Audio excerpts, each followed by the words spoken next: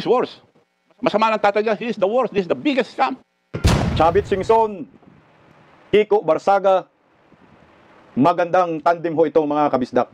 At sana mag-abot-abot po ito sa pinali pagdating sa finals na kung saan uhusgahan ng taong bayan ang mga kurakot sa ating bayan, lalo na po dito kay Bongbong Marcos.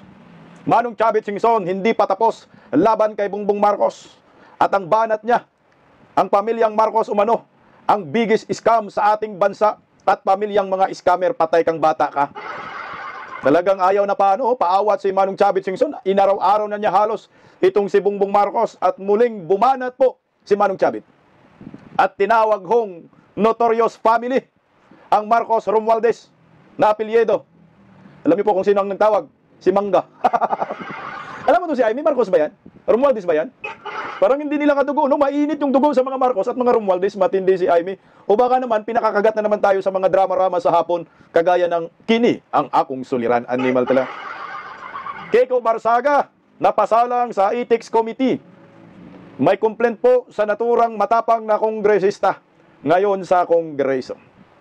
Pero hindi po hindi po umaatras itong si Kiko Barsaga. Talagang lalaban itong bagitong kongresista at may paninindigan.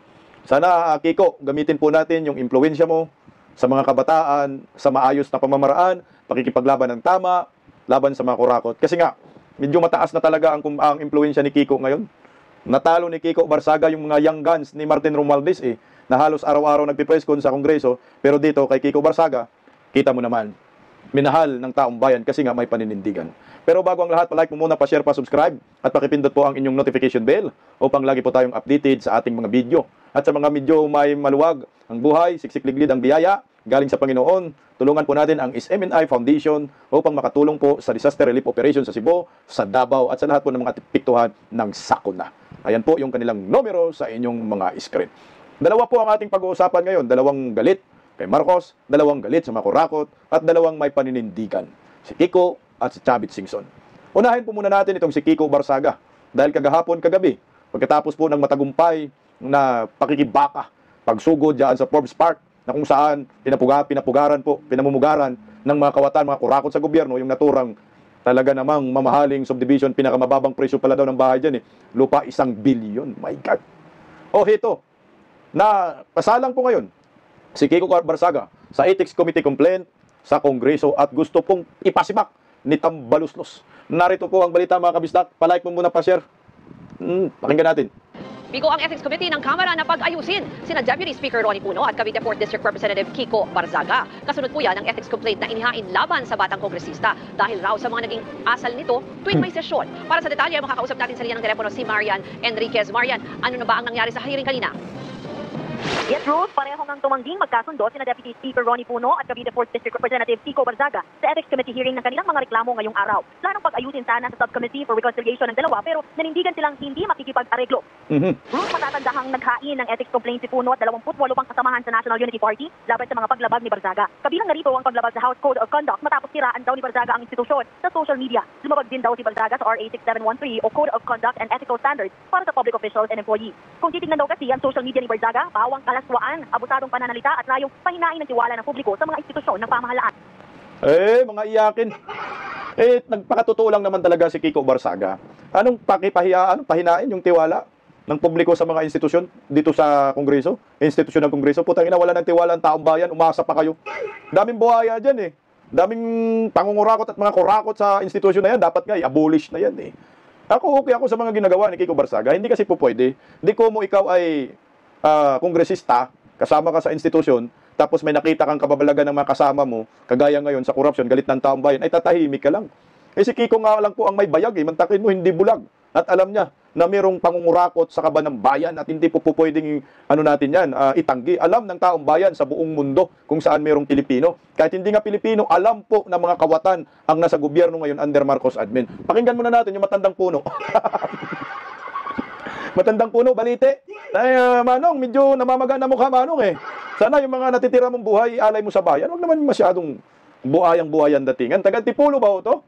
My God, pakinggan natin si Puno. To organize a committee on reconciliation. No? Not just for this case, but for all cases involving congressmen as complainant and as respondent. So dahil this falls into that category, siguro they will include this, no, under the jurisdiction of the subcommittee on reconciliation.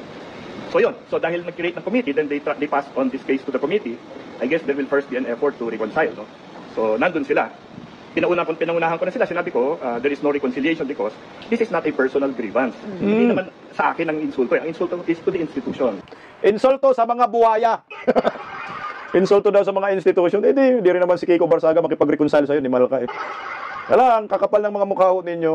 Maingay lang kasi si Kiko laban sa korupsyon. Kayo ang tahimik ho ninyo. Halatang meron kayong pinuprotektahan ngayon. Naungusan kayo ng batang kongresista at mas maging senador pa to si Kiko Barzaga para sa akin. At instant national figure si Kiko, yun ang kinaingitan ho ninyo. Kung nainggit po kayo kay Kiko, di magalit rin po kayo sa korupsyon. Magalit kayo kay Martin Romualdez, magalit kayo kay Marcos, magalit kayo kay Sandro, magalit kayo kay Saldico. Ang tanong, hindi mo magawa yan kasi kayo, mukha palang buhayang-buhaya na. So, yun, I don't know when the subcommittee will take cognizance of this, but I have put everybody on notice that this is not a personal grievance on my part. So there is no reconciliation that is necessary or even possible. No? Sir, given that, magkakaroon pa rin ng date when you and Kong Barzaga will face each other in the subcom, the reconciliation subcom? Well, not in the subcommittee because I'm not willing to I'm going to decline the process of reconciliation because again, as I said, it is not a personal grievance. No? So he has done damage and injury to the House as an institution, not to me personally. So, lol, matagal ng damage yung House of Representatives, wala nang idadamage yan, sir. May karga ka lang, sir. Kaya ayaw mo makipag-reconcile. Dapat ka kayo matatanda ka. Kung matanda ka na, meron kang alam na sa buhay, kung full of knowledge ka na, dapat ka magpakumbaba ka at paintindi mo sa nakakabatang kongresista. O ito, mag-uusap na lang mo tayo. Ano bang gagawin natin? Hindi yung ikaw, tumatanda kang paurong, ayaw mo makipag-reconcile, ayaw makipag-usap ng maayos. Kasi nga, nagtatag ng committee, ng subcommittee para for reconciliation. Kasi di nga kayo nagkakaintindihan ni Kiko Barzaga. Inaayos nga ho ninyo yung inyong bangayan. Ano ba talagang problema? Si Kiko Barzaga, walang problema sa'yo. Ang gusto lang ni Kiko Barzaga ay labanan yung korupsyon. I-shame on nyo. Bakit nagalit ka sa mga stand ni Kiko Barzaga sa social media? Minahal nga ng taong bayan si Kiko. Di malas ka. Tuloy oh. No, I don't think I will. I will definitely decline the reconciliation. I know the other complainants will do that as well. So, sir, the next step is what? And after the subcommittee will report back to the committee that there was no reconciliation possible, then they will have to go into the merits of the complaint. This is what I wanted them sana to do today, but I guess it will take a little bit more time. So mukhang pagbalik pa ulit, sir, o magkakaroon ba tayo ng mga special meetings? Parang pagbalik ng rinig ko kanina eh. So, and anyway, I think since they have already prior notice from me that we're going to decline the invitation for reconciliation anyway, sana ituloy na nila sa merits of the case. No? But because we're going on recess, I guess there will be another delay. Sayang because I wanted all of these things to be aired already. No? Para maintindihan ng lahat. I was telling the Ethics Committee, we filed this complaint because we want standards of behavior to be established in Congress. No? Like, okay ba maglagay sa website namin ng mga malalaswang litrato? Okay ba insultuhin namin yung kababaihan? Putsang standards na pag-uugali, anong website? Okay daw maglagay ng mga malalaswa sa website. Anong malalaswa? Baka yung mga nakabikini lang? Putsang okay naman yan, pinahintulutan man sa taong bayan, sa TikTok nga eh. Tsaka meron na sa Facebook sumasayaw. Okay na yung kung kunyari kayang palihim nanonood yan, ni Malka. Kung sa man lumalabas, hindi naman nasisensored yan eh. That's normal yun. Except na lang siguro kung nakahubot-hubad talaga, animal naman talaga. At saka kung ano bang mabuting pag-uugali sa mga kongresista, pangungurakot, animal kang bata ka, ay animal kang matanda ka pala. Ang tamang pag-uugali daw dapat sa kongreso ay marunong kang mangurakot, marunong ka manloko sa bayan at maglima sa kaban ng bayan, yun ba? At kung may korupsyon na mangyayari, tahimik ka. Yan ang tamang pag-uugali, pasamaan, padimunyuhan. Wow, matandang paurong mo. Okay ba sabihin namin sa mga kabataan na mag-congressman na kayo para yumaman kayo? Tama ba yun? So if this is something that is acceptable behavior for a congressman, puta, natumbok kasi kayo. Totoo naman kasi, that's a real talk. Kasi ang mga kongresista, puta niya yaman ninyo. Dami ninyong flood control projects, puro ghost eh. Aminin nyo na ang mga politiko ngayon, iilan na lang ho, yung tumatakbo sa pagkakongresista para magserbisyo sa bayan. Kagaya ng mga Duterte, kagaya ni Kiko Barzaga at iba pang matitino dyan. Karamihan sa mga kongresista, mga kontraktor, kontratista. Tapos naging kongresista, naging kontratista. Ang iba naman, kontratista na. At naging kongresista. Binibili yung party list. Ayan, tumatakbo dahil mapera, mayaman, para ho, yumaman. Tingnan mo si Martin Romualdez, Saldico na amo mo. Hindi man kang budlat kang mataka. Matandang paurong ito, aminin nyo na. Totoo man yung sinabi ni Kiko Barzaga. Sige nga. O, tumakbo ka. Sa pagkakongresista, yayaman ka. Fact check po yan. Maraming mayaman, di ba? Inimbestigahan nga ho ngayon eh. Sa patungkol dyan sa flood control, ang problema nga ho, yung ICI, tinatakpan ang katotohanan. Wag kang masaktan kung hindi ka kawatan. Kung kawatan ka, mag-react ka. I want the ethics committee to rule on it, no? Because ako tingin ko that is definitely should be prohibited, di ba? Should be prohibited. Uy! Kong Barsaga in an interview earlier said, first, he's not open to reconciliation also, and second, he believes he did not do anything wrong. Your reaction?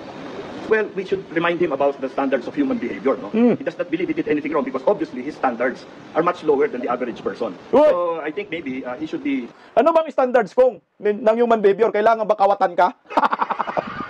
Kailangan wag kang magalit sa mga kurakot. Kailangan sunod-sunuran ka kay Martin Romualdez at Bongbong Marcos. Yan, standards ang pag-uugali. Los mo. Ano na ngayon kung iba ng panahon ngayon? Panahon na ngayon ng mga kabataan. Panahon na ngayon ng Gen Z, Generation Zoom. Wala na po yung wala na po yung handset. Wala na yung Alcatel. Mga iPhone na ngayon kung ang ugali ngayon, ang mga kabataan galit sa korupsyon. Turuan natin ang mga kabataan na magalit sa kurakot. Magalit sa korupsyon. Yan yung standard sa pag-uugali.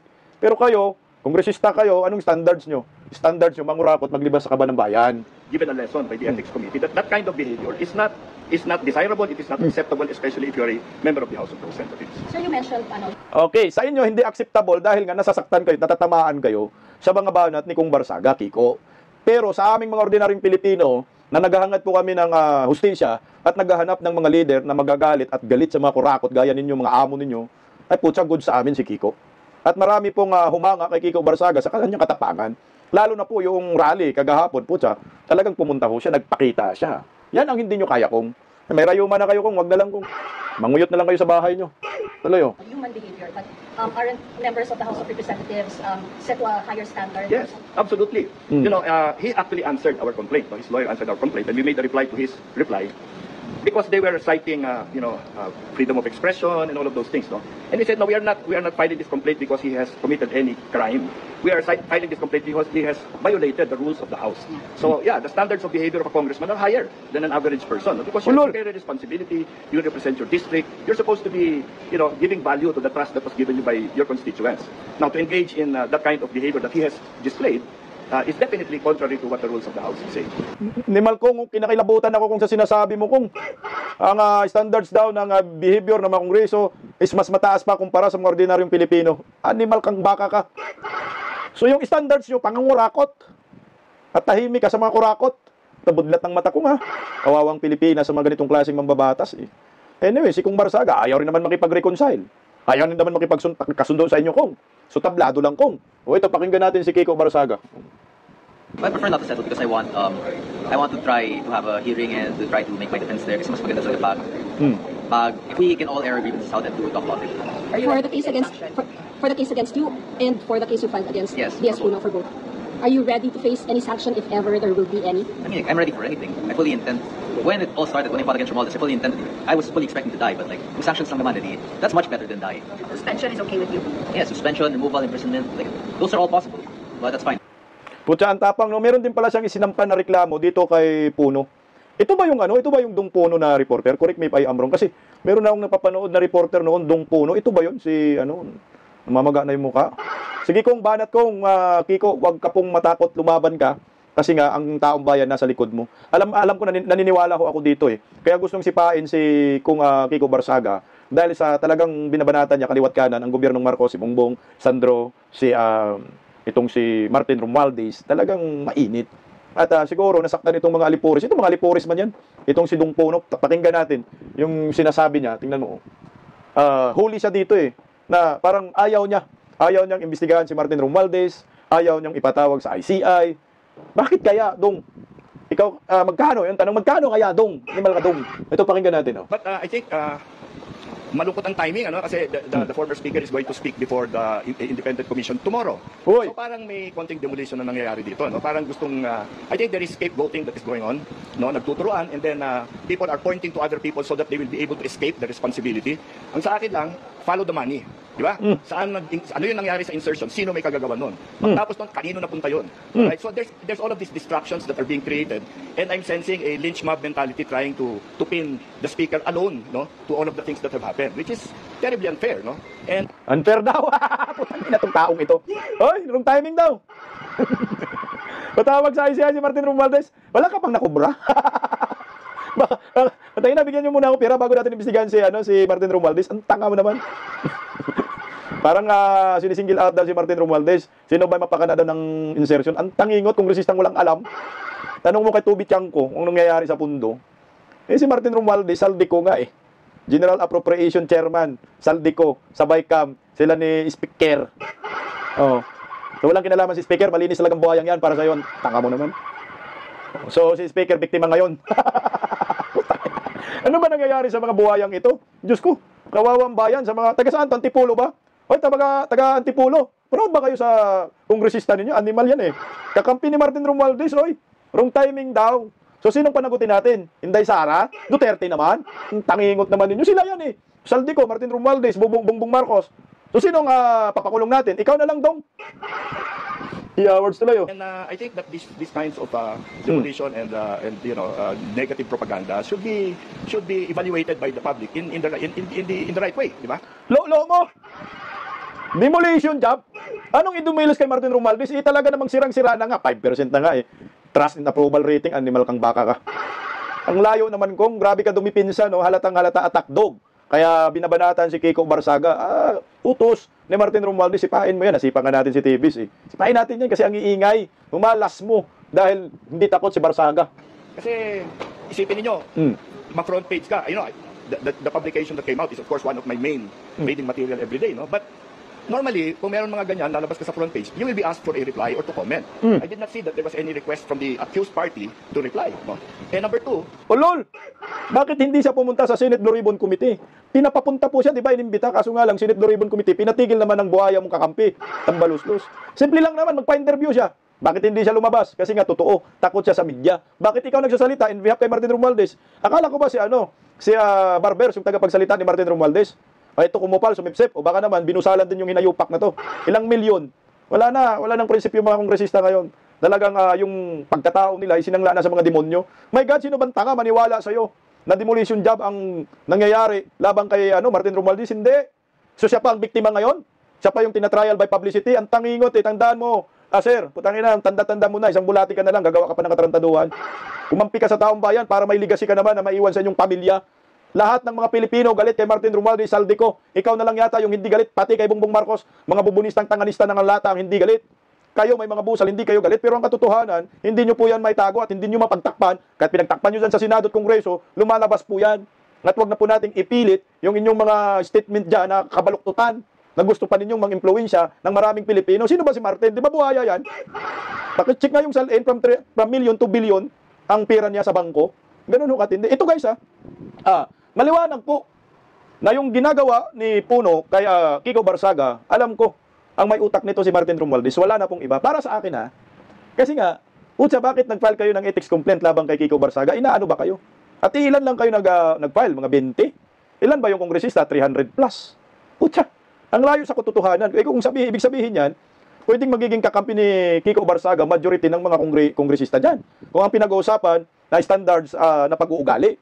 Ang standards sa pag-uugali, ano bang pinaglalaban ninyo dyan? Kailangan ba magaling ka sa pangungurakot para kabaro kayo? Kailangan ba sumunod ka kay Martin Romualdez, maging uto-uto ka at tatanggap ka ng AX, AKAP, tupad? Ganun ba ho? Kailangan ba mangurakot ka ng mangurakot? Dayain mo yung taong bayan? Hindi ba ho dapat yung standards po ng pag-uugali, ang ating basehan ngayon ay itong si Kiko Barsaga, na galit sa mga kurakot, galit sa korupsyon, galit kay Bongbong Marcos, tinutumbok yung mga sindikato. Ito dapat yung tularan natin. Ang problema sa mga ito, walang mga prinsipyo. Tingnan mo, bilib ako kay Kiko Barsaga. Kagahapon, kagabi, di ba, sumugod sa Forbes. Ito na naman, meron siya. Sabi ni Kiko, balik ulit tayo sa Forbes. Mark, mamayang 10 PM. Ngayon daw, alas 10. So good na naman ho ang grupo ni Kong Kiko Barsaga. O sa mga malapit, pwede po kayo. Pero kami, malalayo kasi kami.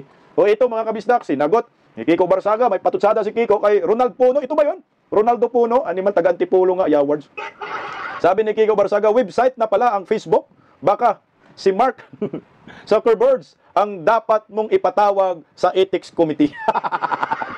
Kasi narinig nyo kanina, sinabi daw na sa website daw ni Kiko ng Facebook. Hindi man website yan, account ka lang. Nag-login ka, nag-sign up, kaya meron kang Facebook. O ayan, nakakalungkot dahil itong mga kongresistang ito, wala na ho sa hulog. Ano ba dapat ang tamang pag-uugali ng isang kongresista para hindi ka masipa ng kapwa mo kongresista? Ano ba kung pakipaliwanag nga? Kasi kami ngayon, mukhang ang tinitingnan po namin tamang pag-uugali ng isang kongresista ay itong si Barsaga na nakikipaglaban para sa bayan, tumayo, tumindig, sumigaw, na ikulong ang mga kurakot, panagutin si Bongbong Marcos, Martin Romualdez, Saldico kasama si Sandro.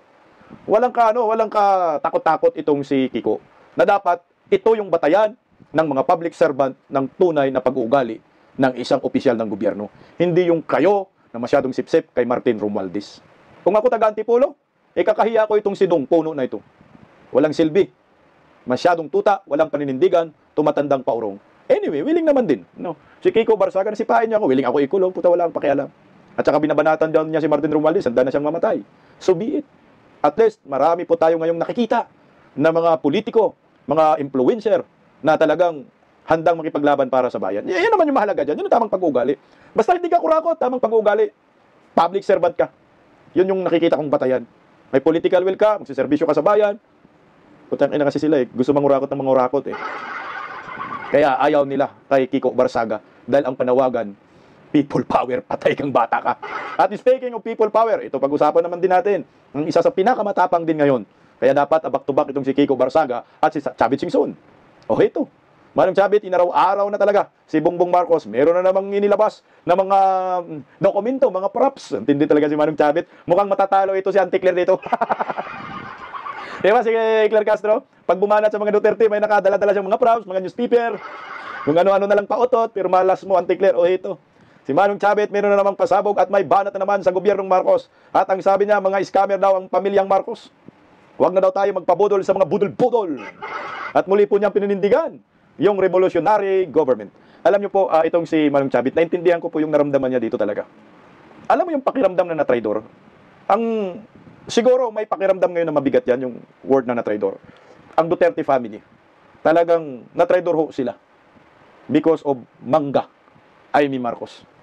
Sana Presidente Inday Sara, kaso nga lang may ahas talaga sa buhay ng isang tao. Napag-akala natin ay mga Duterte lang ang traidorin ng pamilyang Marcos. Pero pati kanilang kababayan si Chavit Singson, kinana din nila, tinabla rin nila at trinaidor. Heto, pakinggan po natin ang mga birada ni Manong Chavit laban dito sa gobyernong Marcos, Marcoses at mismong kay Ngiwi-im. Iiyak na naman ng mga trolls dito kay Manong Chavit. Wag ganun talaga, tuloy. Nangyari po itong 3 years na malaking pondo na punta sa flood control. Ang chairman of the Committee on Appropriations is Congressman Zaldico. Pero hindi pa po siya umuwi. Palagay niyo po ba uuwi si Congressman Zaldico? At bakit hindi na lang kinancel po yung passport niya para ma-force? Yun nga dapat, kinakancel na. Now, nasaan sila ngayon? Nasa labas na. Yung speaker, hindi na makita. Umalis na po ba si Speaker Martin? Nagsabi siya na handa daw siyang humarap sa ICI. Bakit di siya maharap ngayon? So, iba na sinasabi ng Malacanang ngayon. Alam ko, babanatan uli nila dahil ayaw nilang paalala sa taong bayan. Kaya, ang gusto ko lang malaman, ang mga kababayan, wag tayo po maniwala na binubudol na lang tayo. Wag na raw flood control. Iba naman. Lahat ng department meron problema Stop muna tayo kay Manong Chavit. Ika lang, baka tuhi ko. Si Saldico, hindi na talaga yan uuwi. Maniwala kayo sa akin. Hindi na yan uuwi ng bansa. Mapauwi lang yan si Saldico, no? Kung mabago na yung administrasyon. Kasi magiging most wanted yan. Magkukulong si Martin Romualdez. Mukhang kunting tsorya lang sa akin. Nakikita ko. Pag si Saldico hindi uuwi. Pag hindi makonvict si Saldico, hindi makukulong si Romualdez. At hindi rin makukulong si Bongbong Marcos. So ngayon, ilang taon na lang ba sila? 2 kalahati. Tama ba? Talagang pipigilin nila na makauwi itong si Saldico. Ididilid nila yan, investigasyon na yan.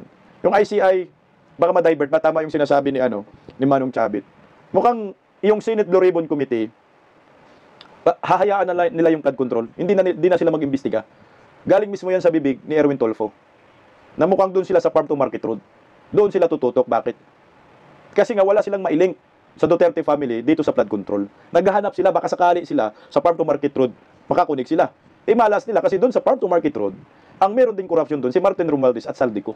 Ganun katindi. Tuloy, Manong Chavit. Bago matapos lahat yan, wala na sila, matapos na. Ngayon, may ebidensya, idemanda nila kung totoo sila. Nung tumakbo po si President Bongbong Marcos noong 2022, sinabi niyo rin later on na hindi malinaw kung na-clear na ba niya ang connection niya kay Janet Napoles. Wala. Bakit niyo po nasabi ito? Hindi, nandito nga Wala. Kaya, when I decided to help them. Yeah, what was the connection you were talking about with respect to Janet Napoles? Well, when I decided to help them, akala ko lilinisin na yung pangalan ng tatay nila. Para maalala ng ating kababayan, gusto ko lang ipaalala, dahil siguradong babanatan na naman ako, might as well. Dapat lilinisin ang pangalan ng tatay nila. And you're showing to us this record. Guinness World Record. Linisin nyo ang pangalan ng tatay nyo. Animal kayo. The greatest robbery of a government. Totoo talaga yan, yung Guinness Book of Record na yan. Yung tatay nila, si Imelda. Pinilit nga nila yan, pinapadelete eh. 'Di ba? Sa ano, pag nakikita mo sa Google, sa mga website, internet, nakikita mo 'yan. I-type mo lang 'yan. Lalabas at lalabas po 'yan. Guinness Book of Record, ha. Mantakin mo, ha. Pero ang mga Pilipino, nimal binoto pa rin yung mga Marcos.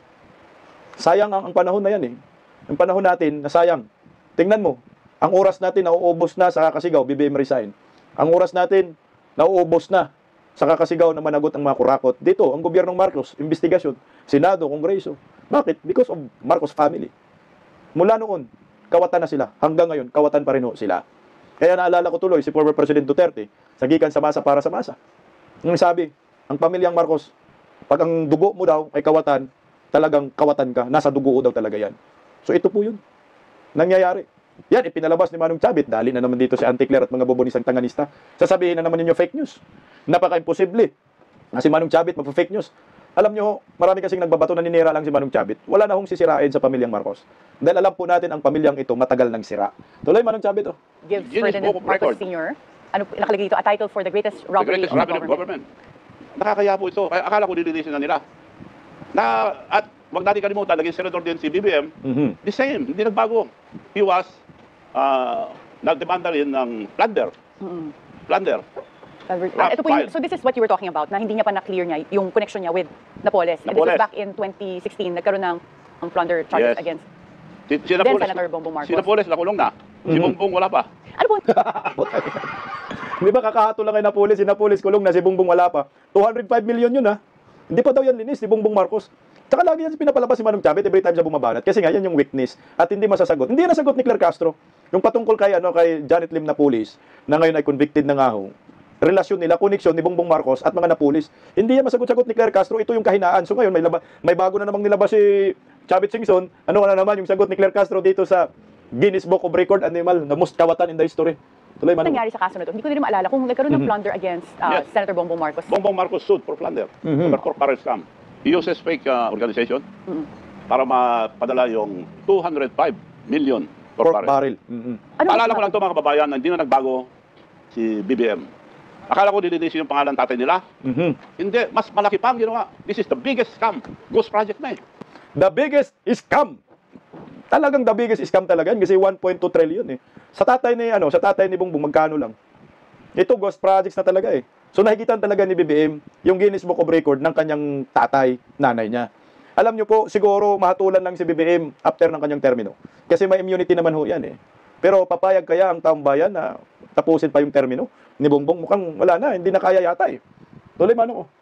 Now, salita, ganito, blaming everybody.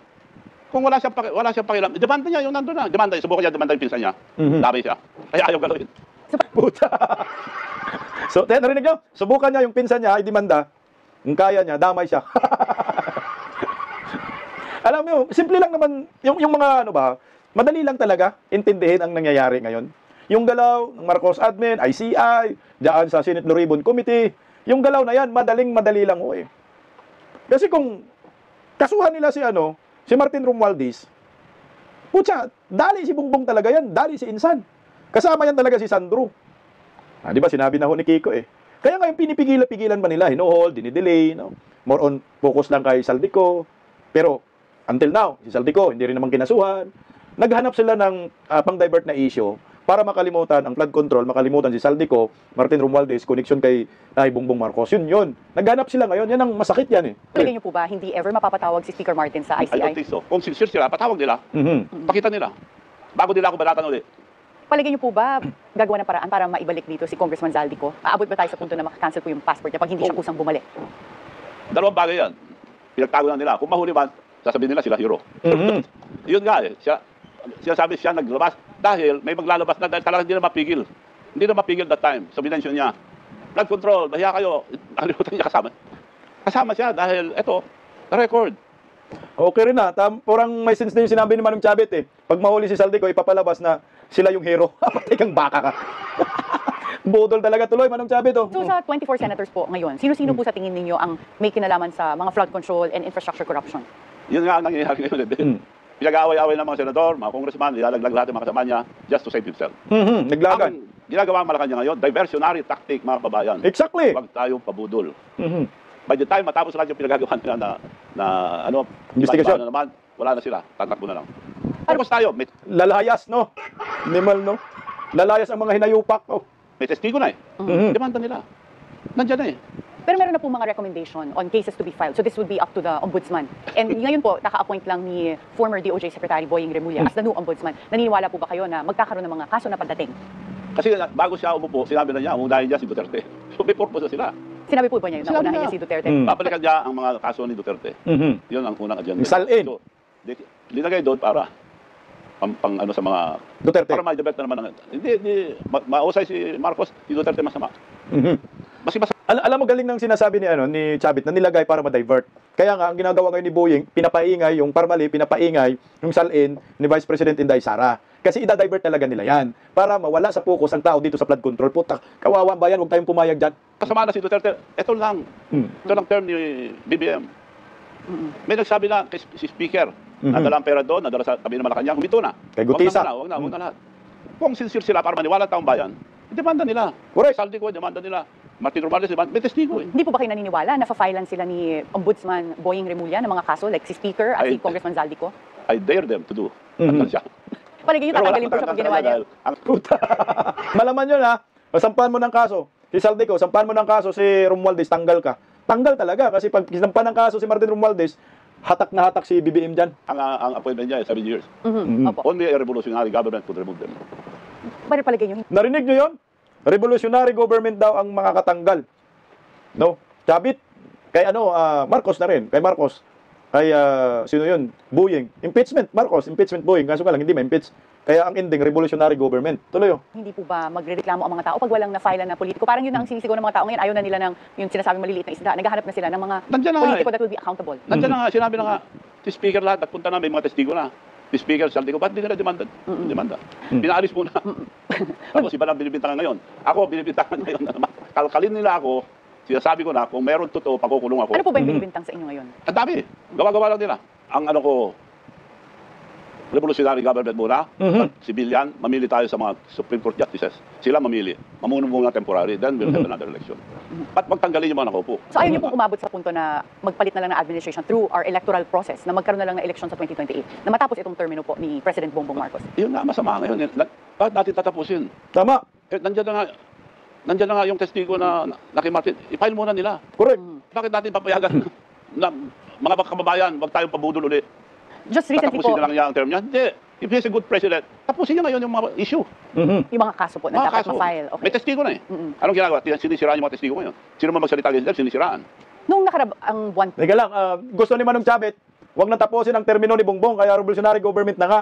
So talagang magkasundo kayo ni Kiko Barsaga, Manong Chavit. Sana ako nagdadasal ako na someday magkaroon ng sit-down meeting si Manong Chavit at Kiko Barsaga. Yan ang dasal ko po yun. po, the administration urged the DOJ and PNP to examine whether some of your remarks are aligning or can be considered as inciting to sedition. Ano na pong nangyari dito? Meron po bang na-file sa inyo? Ako, I don't mind. Demanda nila ako. Ikulong nila kung gusto nila. Pero sasabihin ko totoo. You're not worried na every time sinasabi niyo po na mag-revolutionary government ay pwede kayong Sinasabi ko, the only way kasuhan. to change revolutionary government, magagandang batas natin walang nasusunod. Pag-file ka ng court, abutin ng siyam-siyam. Meron mga kaso, may naka-parking fee. Wala na. Hanggang mamatay yung testigo, hanggang mamatay yung nag-file, wala na. Ang nakukulong, yung mga maliliit na tao. Manong Chavit, Wala kwenta ang mga natin because of the implementation. We have good laws, pero implementation, wala. Pag tinignan nyo po, pareho po ng direksyon si Manong Chavit at Kiko Barsaga. Revolutionary government at people were pa. Tuloy po natin, Manong Chavit. Manong Chavit, nasabi niyo po dati na si President Bongbong Marcos nagka-Alzheimer, na after niyo siyang tulungan na manalo bilang Pangulo, nakalimutan niya na kayo, nag-Alzheimer. Pero si Senator Amy Marcos po, sinagot niya ito in a different interview at sinabi niya na siya, kinikilala niya yung tulong na naibigay niyo noong 2022. Gumawa na po ba si Senator Amy ng kahit anong hakbang para personal na makausap po kayo? Well, ang totoo niya, nag-usap kami.